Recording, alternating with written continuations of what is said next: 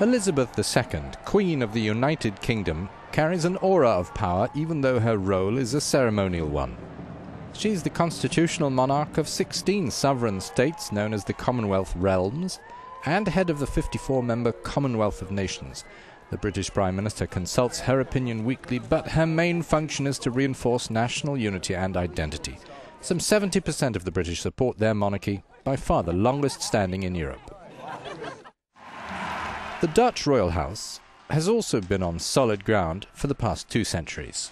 The Netherlands monarchy has the approval of around 3/4 of the population. Beatrix as queen had a real political role till just last year in the formation of governments. Her son King Willem-Alexander, to whom she recently ceded the throne, under a new reform will not exercise the same influence but will carry on the weekly chats with the Prime Minister.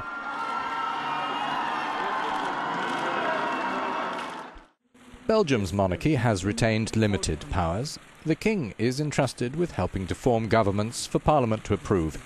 Here too Prime Ministers come to see him, and heads of the opposition. He signs off on federal legislation among his duties, as well as acting as a unifying force in a multicultural democracy. As is the tradition, Albert II is known not as King of Belgium, but of the Belgians.